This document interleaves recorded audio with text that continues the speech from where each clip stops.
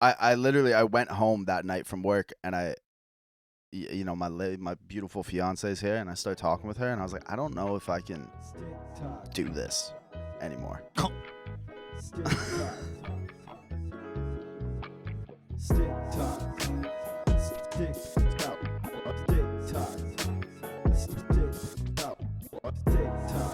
And oh no. hockey. Oh no. Hockey. You killed him. Welcome back, everyone. This is episode something of Stick Talk Hockey. 129 for anyone who's keeping count. Oh. We're here today. Absolute bomb last night. Yeah, I didn't expect. I just saw Hughes pop across my screen, Yeah. but it sent as huge before, so I was like, what is huge? And then I was like, oh, that is huge. Yeah, Quinn Hughes off to Minnesota, and yeah, I mean it's a monster trade, obviously. Coming back, Zeev Buyam, Marco Rossi, Bang, Liam Ogren, and a 2026 first round pick. I mean, bang. Quite the haul. It is quite the haul. I mean, let's be real here. In all seriousness, quite the haul. I mean, I got a story. Okay, can I take us back to Thursday night for a second here? Yeah, hit the rewind button for us. So a couple of things happened on Thursday. Gary Mason put out an article. Gary Mason's not someone who talks about the Canucks much, but when he does, it's from the mouth of Francesco Aquilini. I see. Francesco Aquilini, he doesn't, the owner of the Canucks, if anyone doesn't know, he doesn't address the media ever. He doesn't address the fan base ever. But he's friends with Gary Mason, and when Gary Mason speaks about the Canucks, he's not a Canucks reporter generally. He's a writer for the Globe and Mail. But when he puts out an article about the Canucks, over the past decade, you've been able to tell, oh, this is from Francesco Aquilini's mouth. It's a very Yago and Jafar kind of conversation. Exactly. I am Jafar. You are Jafar. Exactly.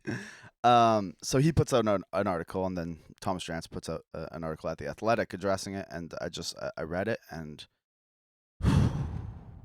I literally went home that night from work, and my beautiful fiance is here, and I started talking with her, and I was like, I don't know if I can do this anymore. Like honestly, I said that to her. Like, already, this has been the longest break I've taken from watching Canucks hockey since 2015. Please tell me you gave her context before you just walked in the front door and said that, though. That's crazy. I did. No, like, because I already that part came after my absolute rant about this whole Gary Mason thing. And I just had this realization of like, it's true and genuine delusion. Like at this point, you would think that there's no clearer sign that we've done something wrong. Yeah. I mean, yeah. This was a team that I was looking at 3 years ago, and I went, they could seriously contend for something. If they build the right way, they could be contending for that cup. And see, that's the thing. That's what part of what the article says, and they mention it a couple times, and Jim Rutherford's mentioned it as well. This was an ascending team in 2023, and it's just cap. It's just cap. Like it was a team that never dominated play for any stretch of time. They had a ridiculous run of luck, of shooting luck and save percentage, that got them to win their division and win one playoff round over an 8-year span of this core. True.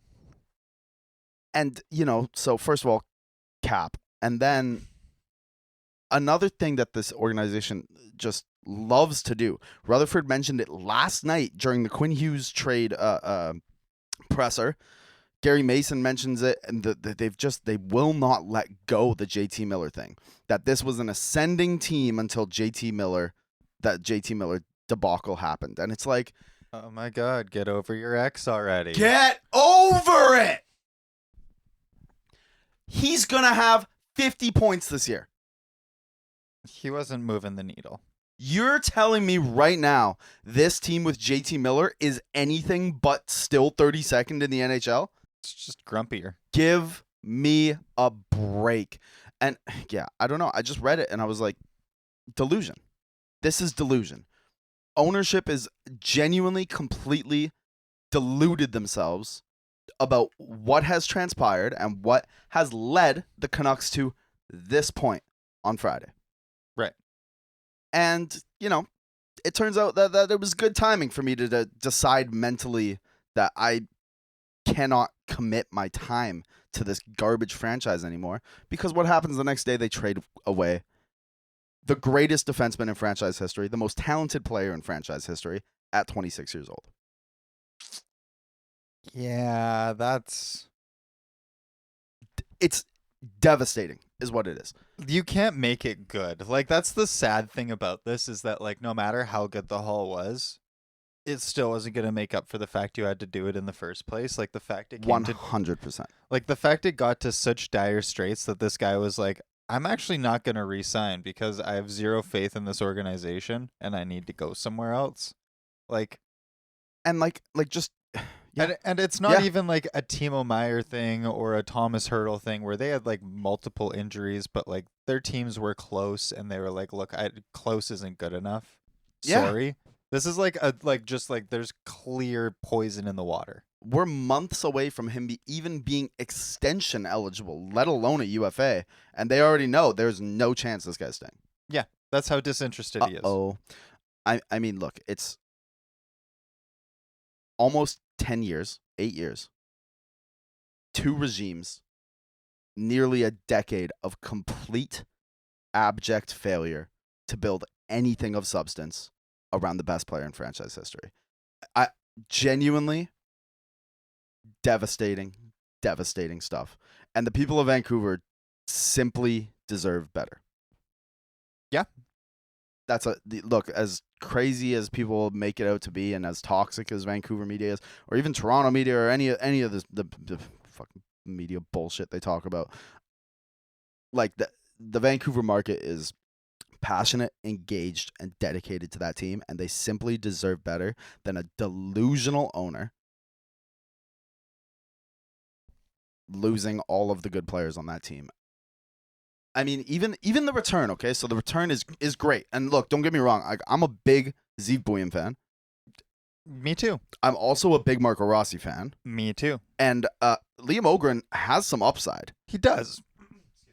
First round pick he like does. 2 years ago. He's like 20 years old. Yeah, I mean, his slate doesn't dim that much. It's No. just like... And you get a first in a deep class this year. Like, the return's fine, honestly. That's a great... If you're going to trade a guy like Quinn Hughes, that's the kind of return you want. Yeah, absolutely. And, like, it's such a weird duality because, like, I understand both sides of it. And, like, I don't know. Some of you Vancouver fans, I'm sorry. You actually deserve nothing. You're so spoiled, and you don't understand. You what just don't are you get it. talking about? No, because spoiled Vancouver fans? everywhere I go, everywhere I look, it's, oh, this return should have been better. This return should have been better. No, you're all delusional. The issue is that this is probably, bar none, the best return you are going to get. It is insane that Minnesota even opened their pocketbooks like this. And I think that's cap. I don't think anyone's paying 2 up-and-coming emerging stars plus a first round prospect for a guy who's going to walk anyways. The Devils made their quote-unquote best offer for the dude who has 2 of his brothers on their team. Yeah. And it wasn't nearly close enough. And they have pocketbooks. But I don't think the Devils were ever going to get serious because they always thought they could get Quinn for cheap, like for free in 2 years. I mean, yeah. I don't necessarily believe that either because I think that he would rather have his own show. Yeah, and like, I also just think, look, Minnesota's going to be good. Bill Guerin's going to be there, and he's going to get to go to the Olympics with Bill Guerin as well. Like, there's a good chance they sell him. Yeah. Yeah, look, I mean, Minnesota's a nice place. Vancouver fans being spoiled. But Give me a break. Let me no. Give me Okay, a because there's the break. duality here. Let me finish. Yeah. Let me finish. All right. Because I understand. Like, I understand that, like, again, this should have never happened. Mm-hmm. So it's impossible to stomach whatever happens. But the reality of the situation is that, like, it was coming for at least a year. Yep. And to stand on a pillar and just scream into the void that you deserved more. It's like, not really. This team deserves nothing. This team deserves nothing. It deserves fuck all. It was run into the ground, and you got the absolute top tier haul. And the reality of it is that if you were smart and knew what the hell to do, you would go and take those guys that you got, and you would sell them for more firsts at the deadline. And you would snag a first, a second, or you would snag, like, Tampa spends whole draft classes on guys that are much less than these two players. Let's be frickin' real here. The market's as desperate as ever, especially in the East. See, and that's the one thing where I do understand why people think this haul could have gotten bigger. Because at the end of the day, they took, Rutherford said they took 10 days, they opened this auction, and they sold Quinn, right? I think as you get closer to the deadline and teams get more desperate, you maybe could have made that haul bigger. But I don't care. But then it's also like, is he going to resign? And if not, then like teams are going to start outweighting you as well. Yeah, but I don't think so. Not on a guy that's not, like extension or not a UFA for another 2 seasons. Like February versus December doesn't make a difference there. I guess to me, I think that every penny counts, especially when you're going to be spending as much as you are for a guy like that. Yeah. You want him for the max amount of time. Like, that's a first to pounce or last to bounce scenario. Right. Yep. And you just need to be first to pounce. Yep. I will say, I agree with that. But that's been one of Jim Rutherford's things that we've talked about on this show, right? With the Miller trade and with the Horvat trade is, okay, he likes to get his business done early. That's great. He gets ahead of the market, but then sometimes he loses out on value because as we get closer to the deadline, prices go up. I mean, it's no Yzerman. Yeah. Yeah. It could be worse. I don't know. It could absolutely be worse, but like the reality the reality of this situation is that it's been worse. Yeah. For like a hot minute. It's just over. Like I mean it. I have no way to even pretend to like care about these guys. And it's such a shame because I should, but like there's no clearer sign. Okay, you need to step back, take a long-term look at building assets and creating, as Jason Botchford would say, rest in peace, an army. Right? You need years of high first talent coming through your pipeline all at the same time. Look at Anaheim. Look at Chicago, who won't be good until they get a little more of that coming over the next couple of years. Like, yep. Jim Rutherford's quote from last night, it may not change our team for the next few months or even this season, but this doesn't have to be a full-blown rebuild where it's going to take 5 to 7 years. We're going to keep going in the direction we're going. We're going to get a real good player in June, and this thing can turn around for the Canucks, certainly within the next couple of years. It's over. Like, if you hold any hope for the next decade of Canucks hockey, don't. Look. He's fighting for his job here.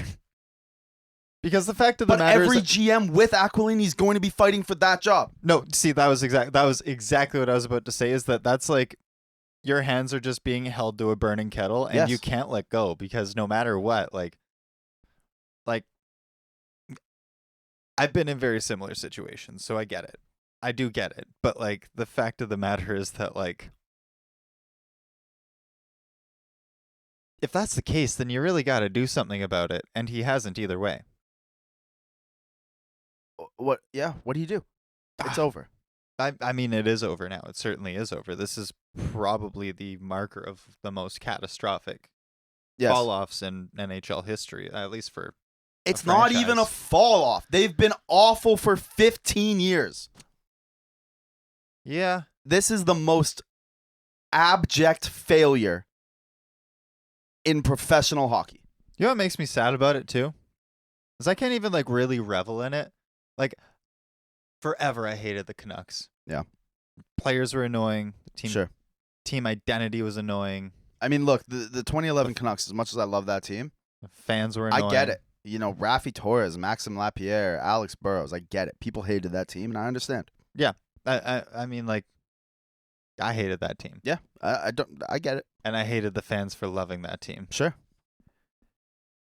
But I can't even enjoy this like failure anymore because I kind of grew to like the Canucks through the 2020s. Like, Yeah.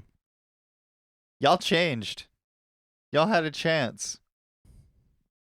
You were the chosen one. I just look at this and I just like I'm seeing such flashbacks of the late 2010s when the Canucks did accumulate some high-end assets, just as the Canucks are right now, right? They got Elias Pettersson, they got Quinn Hughes, they got blockbuster, they got Thatcher Demko. And Jim Benning said, look, we don't have to be down here for a while. We can accelerate this into a two-year thing. And now here we are, a decade later, saying the same things that did not work in any like that accumulated over a 10-year span into one round win. Yeah. I mean, look, you need picks. Yeah. And a lot of them for a long time. But objectively, yeah, you're probably going to be able to snag more picks by flipping these other two players that you grabbed at a high value and a rising value, provided you don't frickin' shoot it down. They won't. No, they won't. Like they just won't. They will not do it. And that is the issue. That is the fundamental failure. They do not have the discipline to operate like a professional hockey club. They don't. They don't have the discipline to do that. Marco Rossi's 24. If you go through a rebuild, like a real rebuild, he's going to be like in his 30s by the time you get to being good again. But that's like, I guarantee you, that's like the premier piece for the owner is Marco Rossi. Awesome, cool. And then on like, they don't spend money or operate like a professional organization. None of this matters if you're still the only organization in hockey without a practice facility. Bars. I was about to get there. I'm glad you got there. The Vancouver Golden Eyes have a practice facility. Now ain't that something? That is crazy. Now ain't that something? Well, how did that happen? Yeah. Don't get me wrong. Love that my lady's got a practice facility. That makes me happy. Yes. But it makes me more confused. Yeah. More than anything, I'm just confused. How did this come to be? I hate it here. That's crazy. Yep. That's really crazy. No, look. Just simply, there's no other way to put it. Devastating. Whether you like the return, whether you don't, this is a devastating day in Vancouver sports history. They've simply lost the most talented player to ever touch the ice at Rogers Arena. And it's simply a result of total, unequivocal, abject failure by two management groups across 10 years. And beyond that, ownership. Yeah. Ownership's what sets the standard. Well, I know, but that's why I think it's important to note that it's two management groups, because it's neither of their fault. I mean, it's kind of Jim Benning's fault, don't get me wrong. But I think that it's so clear to people now that it's ownership because there's a somewhat competent management group in office. At the end of the day, I still think Jim Rutherford and Patrick Calvin are a half-competent management group. They're terrible at like player relations. You look at the P.D. Miller thing. You look at the Horvat thing. I don't think they're the best character evaluators on earth. No, maybe they could just use some therapy. I don't know. Maybe. But I do think as a whole, this is a pretty competent management group that's made some pretty swift moves. Like I think about like a lot of their depth guys, like Kiefer Sherwood has been an amazing bring in for Vancouver. Kevin Lankinen was the same. Even Dakota Joshua, identifying Dakota Joshua. And their drafting has been much more competent than Jim Benning's was. Braden Coots, Lecker Mackey, Tom Verlander. I've liked a lot of their picks, including Alexei Medvedev this year. And you contrast that with Jim Benning, who made one good move across a 10-year tenure, which was the JT Miller trade, and some like genuinely like horrific OEL trades and things like that. I think it's clear when you contrast these two management groups and how different they are, that the result being the same means that even if you hate Patrick Allvin, if you hate Jim Rutherford, fire him, get him out of here. Nothing will change. The fish rots from the head. Bar. That's a bar. Now, I don't know if we want to, like, I think I've said most of what I have to say about that. I got a question. Yeah. Do you look back at the 2024 Canucks like differently? Because I think in the moment, it was kind of like you're just happy to be there kind of thing. Like, I don't remember you being super upset after they lost. No, I wasn't. Like, it was just like... I left Rogers Arena, Game 7 of the second round against the Edmonton Oilers, where they lost. I left that arena with a huge smile on my face. And you know what? I said to Carly as we walked out of that arena, I'm remembering this right now, we should be happy we're here because this might be the last time we're here for 15 years knowing the Canucks. I was right. Anyways, you can DM her and ask her if I said that. Please don't. Flutter inbox. No, I did. I said that. And yeah, I think, they were talking about it on one of the Canucks radio shows that Let's Do Halford and Bruff, and they were saying, that Canucks team was cooked in a microwave, right? They weren't presented a 4-course meal. It was cooked in a microwave, and Canucks fans had been so hungry for so long, they loved it. Yeah, they just slammed it down. And that's the thing, right? They had been, and we were. Look, and we still are. Tim Hortons tastes great when you come in from like -20 weather. Precisely, right? Is it my first go-to ever? No. On free will? No. But I mean, look at that team. We talked about this, right? And granted, that team was different than the current iteration of the Canucks. Don't get me wrong. Elias Lindholm, Nikita Zadorov, Dakota Joshua, JT Miller, very different. However, I mean, that team never controlled play for any significant stretch of time. We had talked about it on this show. Their PDO was through the roof all year. Thatcher Demko was unbelievable all season. It was never sustainable. And some people did note it at the time. I'm not going to say, that nobody saw that coming, because there were some people who noted it. But yeah, I mean, I had a lot of fun. I don't know what to tell you. That was fun, but it wasn't worth this. So yeah, I don't know. I don't want to just sit here and just like wallow in my own sorrows all day. So I do want to pitch to the room. How we feel about the Minnesota Wild. Like, not any better. Really? See, like, this is the thing about Minnesota as a whole. Yeah. Is I think that this team is wildly underprepared and underqualified through their, like, bottom 6. Like, I just don't think that you're going to win with 2 lines and having, like, great, you have, like, one of the most elite wingers and you have the most elite defenseman. Yeah. Sick. Jesper Wallstedt is playing like an elite goalie. Is he sick? And that's why I get them making this move right now. Like, it does make a ton of sense. Like, how many times are you going to have a rookie goalie on a rookie contract qualifying? Like, still on a qualifying offer, playing the way he is. Like, it's insane. Yeah. Ride that. But I don't know. This is a team that's struggled. And I just, like, none of it really moves my soul. I mean, like, Marcus Johansson's playing way above his head. His shooting percentage has been insane. Like, this is a team that, even with the guys out, like Foligno, okay, cool, glue guy, dope. Like, Yakov Trenin will be dope in a couple years, sure, not helping you now. Ryan Hartman, I don't know. Who the hell is Ben Jones?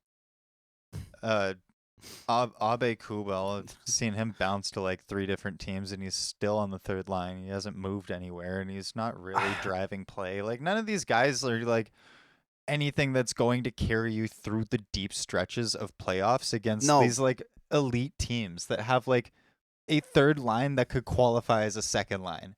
Like, this is a team that certifiably has a 4th, 3rd, 2nd, and 1st line, and there's no blending between the two. See, I'm in disagreement with you here, just because like I think that I agree that 1st, 2nd, 3rd, 4th line, they're just like, it's pretty standard as a group, but I think it's like fine. Like, that's like a mushy middle type group. But Then you add a Quinn Hughes and a Kaprizov, and like the Wild's worst places analytically this year have been on breakouts and getting the puck out of their own end. I mean, that makes sense. Spurgeon's played like shit. I think a guy named Quinn Hughes helps you with that. Absolutely. And I mean, you need a PP1 guy. You need someone on there to quarterback. I mean, Kirill and Quinn on the power play one together is going to be ridiculous to watch. Gonna be filthy. I mean, this is certifiably like the next McCarr-McKinnon matchup. Sans, one is a wing and one's a center, but yeah, I mean, and they're in the same division. Hey, look, Colorado and Minnesota just got a whole lot more interesting, but like, do I think that it's going to help them now? Absolutely. I think they're going to have a great regular season. Do I think that like it's going to make the difference when you run into Colorado inherently? No. I think that Colorado's still much better than this team through and through. Like they don't have that mushy middle. They don't have aging defensemen. Why the is Zach Bogosian on the second line? What year is it? Like David Juracek has yet to live up to his hype. And he's like, Jonas Brodin's solid. Like he's still not improving play for you that much. He's just there and not costing you, which is fine. But that's fine when you have 30 minutes of Quinn Hughes hockey a night. Yeah. I don't know. Like I like the goaltending too. I will say that I like the goaltending. I think the goaltending is better than Colorado's goaltending. I can't shoot a hole through Wallstedt and Gustafsson. I think that Gustafsson's a great goalie and just having a bad year, and I think that Wallstedt is going to be very good for a long time. Yeah. PJ, what do you think about the Minnesota Wild now? I disagree with just almost everything that was just said. I hated that entire thing. Heard. First of all, this defense core is not what the defense core is. Yeah, that's a bastardized version of an injured. Like, put some respect on Jonas Brodin. I think that's a. I like Brodin, but I'm telling you that he's not going to win you a series. He's not going to make the difference. Like Jonas Brodin is way better than Josh Manson. Yeah, way miles better. I think that Minnesota is super interested in any playoff series. And I was saying this to Reese, a little preview last night. But like Hughes and Faber have got to be two of the like fastest and most versatile defensemen at defending like a McKinnon. Yep. Or McDavid. Yeah, honestly, I don't know. Yeah, if you'd want like Heiskanen and Tanev. Yeah. A couple years ago. Yeah. But like that's kind of it. Like I don't know. I love that any matchup that they're in, they're probably gonna win those minutes. I do worry about the forward core. I do too. I mean, like especially like the center depth does take a big hit without Marco Rossi in the lineup. Yeah. Not depth, I guess, but just like there's no like wild card to be a game changer in the center group. I'll say this. I do cross my fingers that they make a move. Another one. Yeah. But I think they are definitely going to win a playoff series. Oh, for sure. I agree. Do they beat Colorado? I don't know. No. But I will say this as well. That series would be so fun.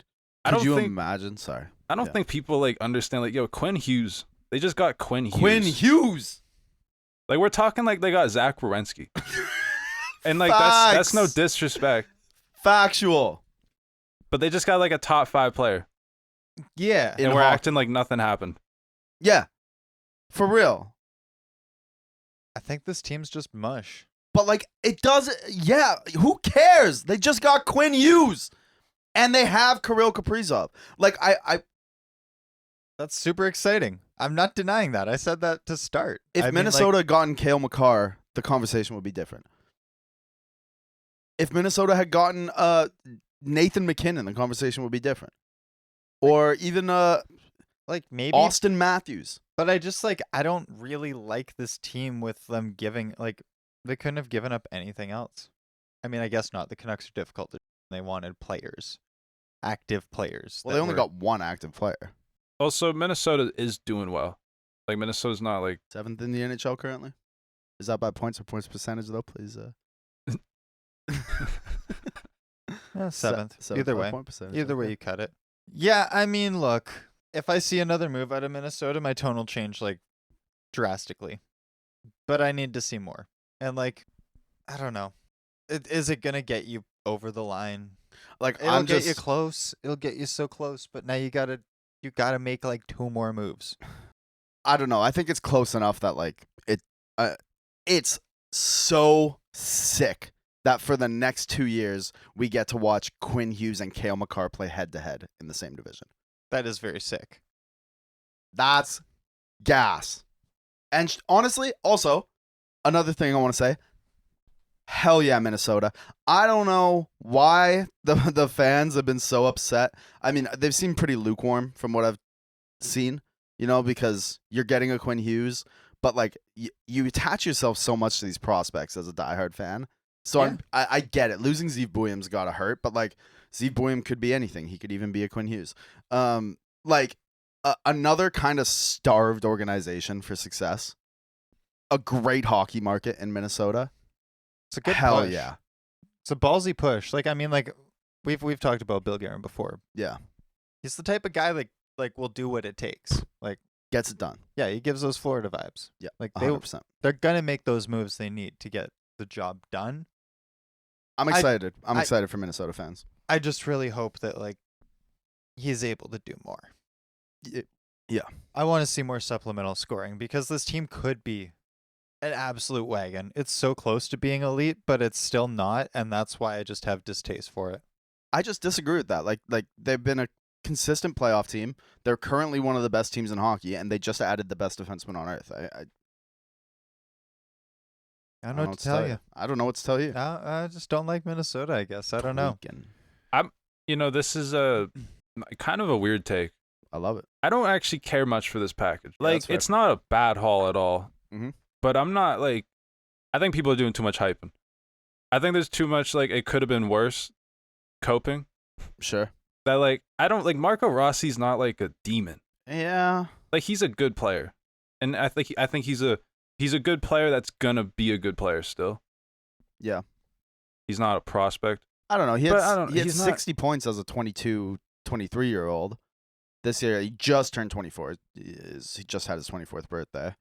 I mean, like, I don't see any reason why he can't be, like, an 80-point first-line guy by the time he's 27, 28, Yeah.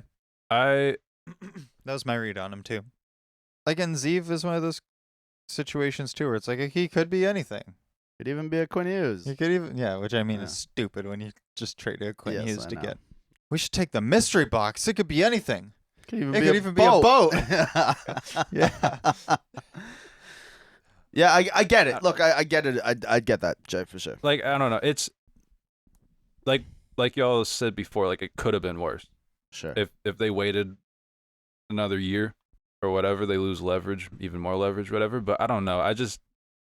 Can we play the Mac Miller song? But it doesn't matter. It just doesn't matter. Even if we win, even if we win. Yeah. Doesn't matter. Who cares? I just pulled this quote up because you said earlier that management has like a bad player relation thing. Yeah. Whatever. I thought this was the funniest quote. Just in the whole saga of everything. 8 months ago, Jim Rutherford asked about Quinn Hughes. When asked if he's talked to Quinn Hughes about Talk's departure, I hope he's playing golf because he usually returns my calls right away. And I called him within half an hour of talking to Rick, and he hasn't called me back. Yeah, whatever. I mean, yeah. Jim, you remember Harry Potter? Yep. You remember the Verita serum, like the shit that they give you that makes you only be able to tell the truth? Yeah. Like Jim Rutherford does every media availability, like someone just gave him that. Yeah. It's ridiculous. Just talks like a 5-year-old that doesn't know like what family matters you can't talk about. Yeah. Yeah. Can we move on to Skinner? Yeah, we can. I just want to say I need this Kiefer Sherwood trade ASAP. See, Please get my boy out there. Yeah. Thanks. I mean, look, the only thing about that is that you have Kiefer Sherwood in fantasy. That's why you're saying that. Mm-hmm. Like, Kiefer Sherwood is getting, like, first-line minutes in Vancouver. Yeah. He's going to be on a third line somewhere when he gets traded. I'm not actually that afraid of that. Yeah, that's fair. He's still going to have, like, 100 million hits. and shoot 35% or something ridiculous. Yeah. Okay. Yeah. Let's move on here because that actually was the second trade of the day. But before we do that, I just want to say one last time. I would just like to reiterate. You deserve better. If you're a Canucks fan, if you've been watching your whole life, if your dad's been watching his whole life, your mom's been watching her whole life, you care about this team. It's been a part of your life to this point. That billionaire don't care about you. Don't care about him. Bars. It's all good. You go outside, touch grass. Yeah, y'all deserve better, but this franchise certainly doesn't. Go watch some Absolutely Golden Eyes hockey. Go support the women. Absolutely. That's the thing. That's exactly it. The organization deserves absolutely nothing, and you deserve more than that. And I think that was my point when I was Yep. getting onto the trade. It's like it could have been so much worse, and this organization does deserve nothing. Nothing. So Nothing. And we'll get nothing. yeah, and unfortunately for the fans, y'all had to like just be waterboarded with bad trade after bad trade after bad trade, and here you are. So now, over to the PJ portion, because your team has been impacted as well, PJ. The Pittsburgh Penguins acquire Stuart Skinner. That's the headline I'm going with. Skinner, I hardly know her. Pittsburgh going on a run. They acquired the hottest goalie in the league, Stuart Skinner. How funny would it be though if this guy like actually just like goes undefeated for his next 10 starts with like a 930? Soon. Like what if? Okay, so this one's actually an interesting one too. So to lay out the trade to Pittsburgh is Stuart Skinner, Brett Kulak, and a 2029 second-round pick. And then to Edmonton is going Tristan Jarry and Samuel Poulin.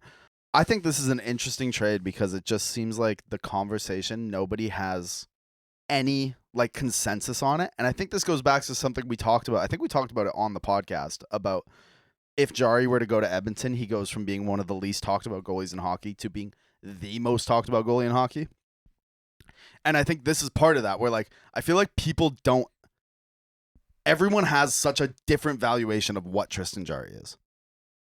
Some people think he's just a playoff choker. Some people think he's awful. Some people think he's underrated. Oh, is he playing tonight? He's playing tonight against the Leafs. Holy. Watching that game. Wow. Edmonton, Cinema. Toronto. Hockey night in Canada. Tristan Jarry, the savior. Let's see it. I'm ready. Look, and it's. I think this is an interesting one. I really do because it's a pretty steep acquisition cost for a guy who was on waivers twice last year. Yep. Like you traded away, like a goalie who's. I mean, whatever. It's Stuart Skinner. But like you also trade away Brett Kulak and a second-round pick. Like that's not nothing for a guy with a almost $6 million cap hit who was on waivers. Yeah. Yeah. I'm gonna speak on Edmonton's side real quick. Yeah. The streets, some people in the streets were saying that Brett Kulak hasn't been very good. Yeah. Believable, I guess. Certainly. They also acquired Spencer Stasny, who I don't really know anything about. Nor do I. But I'm not actually that afraid of them losing Kulak in this trade. Mm-hmm. That's basically what I'm saying. For the Penguins side, I think it's, I mean, you kind of said it, you didn't say it, but like, I mean, we got a second-round pick for a guy that was on waivers Yes. 8 months ago. Kyle Dubas. W. Yeah, 100%. But you sent us a text, and you're pretty certain that Tristan Jarry is a noticeable upgrade over Stuart Skinner. For sure. I think, like, how many games have the Oilers played this year where Skinner just doesn't actually give him a chance? Too many.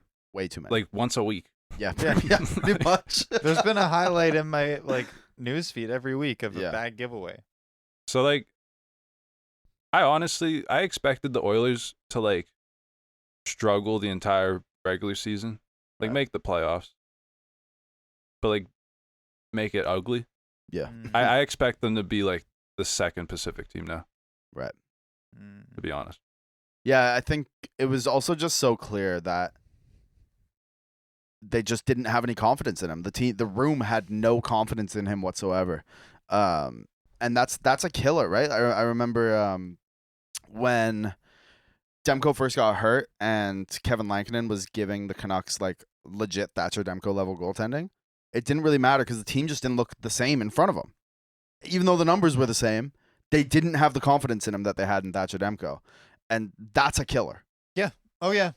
And so, yeah, I mean, even if Tristan Jarry is just like a touch better than Stuart Skinner, not having Stuart Skinner in front of you or behind you anymore is probably a game changer for the Oilers. As a breath of fresh air. And I mean, we don't talk a lot about like puck handling as a goalie, but we can all agree that Tristan Jarry's puck handling is miles better than Stuart Skinner's.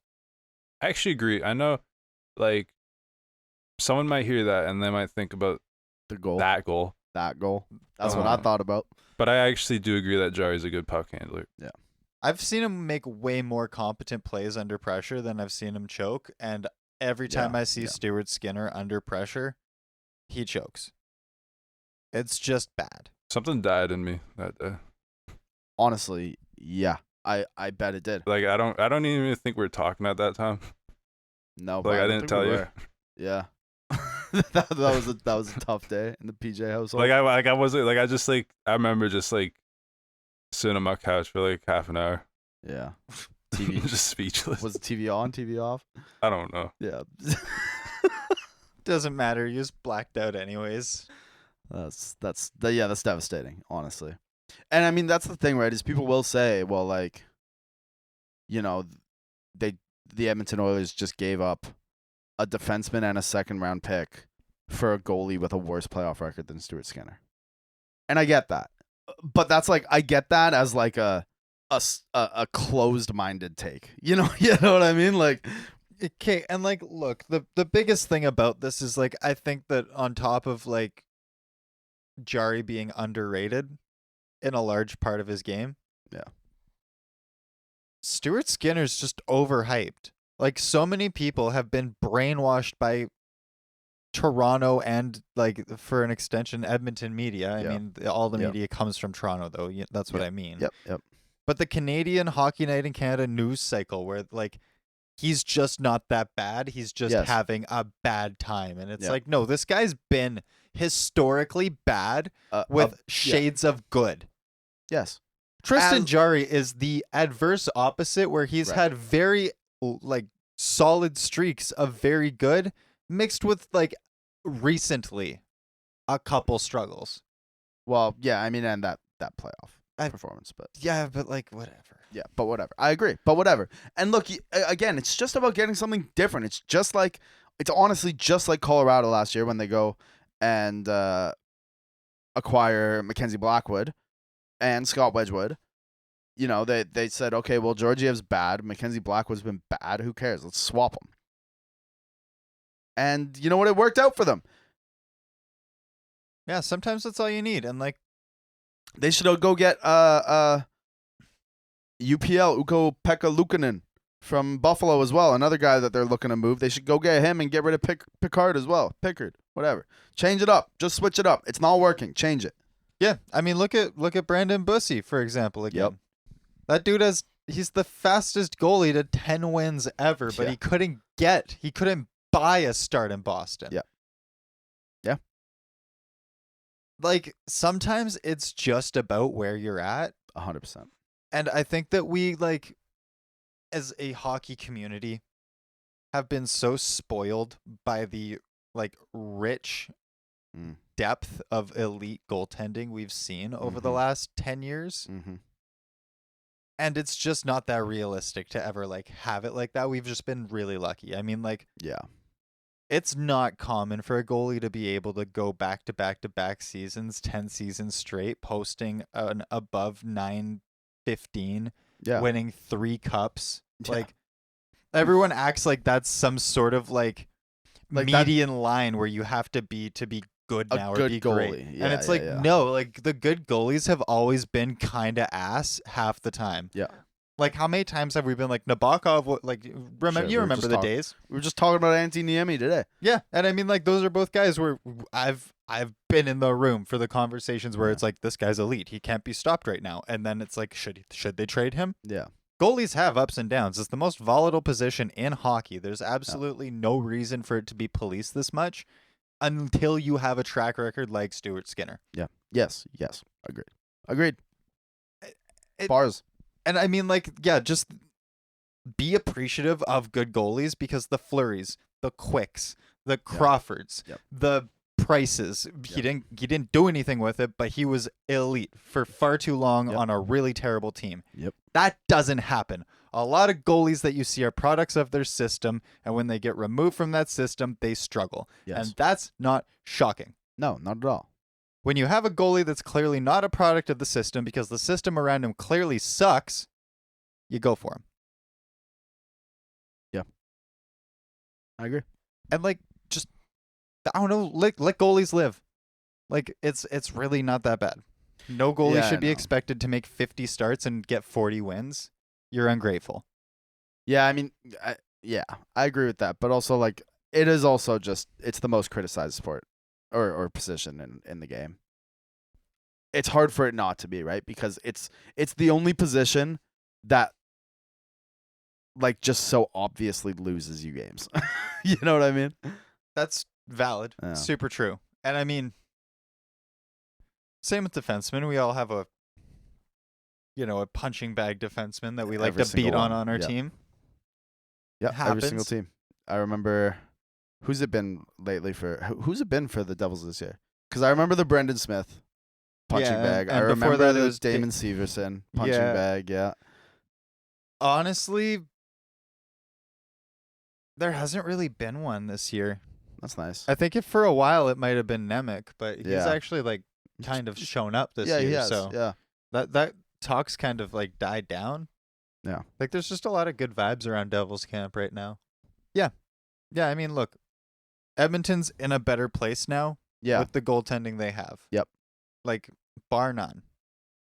Yeah. And don't complain. If you're an Edmonton fan, straight up don't complain because like shut up.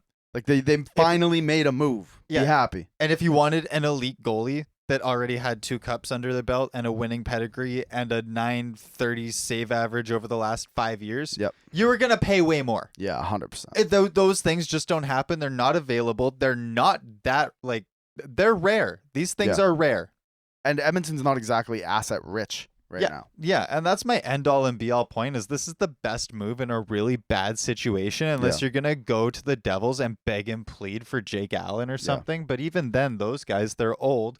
What are you going to do with a Talbot and Allen?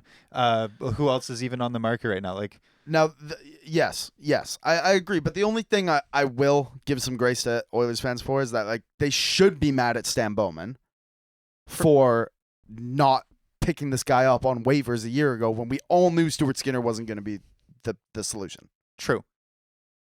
Or not doing something in the offseason when we saw like how many, like 5-6 goalies change hands. Yeah. Teams were looking to swap goalies and get different vibes going all year. Yeah. All those guys are still serviceable. They're all still playing. Yeah. Sans Gorgiev. So I think I think on a small scale, yes, the trade is totally fine and it's good to have something different.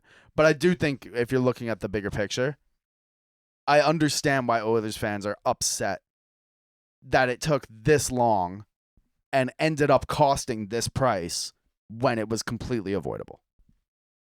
Yeah, it is completely avoidable, but I mean, like, it's also just like experienced Stan Bowman hockey. Yeah, I mean, whatever. You're an Oilers fan. But we gonna learn about Tristan Jarry. We are all, as he becomes the goalie with maybe the most eyes on him in hockey. Is he the solution? Is he better? Is he this? Is he that? How does he look in the playoffs? Like, we are all collectively as hockey watchers in this hockey zeitgeist going to find out who Tristan Jarry is. Hey, y'all, wait. I'm gonna expect some flowers. I'm gonna expect like some confetti. Oilers fans, y'all can start planning the parade. Yep. Maybe get me like a job in head office. Well, I don't know about planning the parade. Head office sounds good though. Damn. Yeah. Gate kept again. Let's get you in there. You sure? I thought you were about to hit me with like a Kanye. She should work at the head office line. I thought that's where you were going with that. No, that's so funny though. All right. Forgot that song existed. Yeah. I think actually that might be a Drake line. I don't remember. Whatever. Kanye and Drake are kind of like Yeah. you. Couple of peas in a pod. Yeah, it's like Smirnoff vodka, except like one's like birthday cake flavored and the other's Yeah. vanilla. You know, like it's Yeah. like they're the same product. It's just like a different variation. Yeah, but factual. All right, I'd love to say this was fun, but like it wasn't. I had fun. Yeah. This was a good time. I also had fun. Yeah, whatever. Yeah. Yeah, I don't think I have anything else. This was, you know, it was nice. I will say, like maybe not fun for me, but it was very nice to sit down and be able to get some of my hatred for the Canucks organization out. That's valid. Yeah. It was nice to be a little bit self-righteous about some of the things that I've seen happening lately. Yeah, that whatever. felt nice. Yeah, I get it. I'll take it. I'll take my praise in flowers, chocolates, head pats, forehead kisses, and general words of affirmation and praise. Please and thank you. Word. All right. As always, I'm Tico. There's yours truly over there. We got PJ out in the corner there. Fuck Francesco Aquilini. Boom. Keep your head up. Stick talk. Stick talk. Stick talk. Stick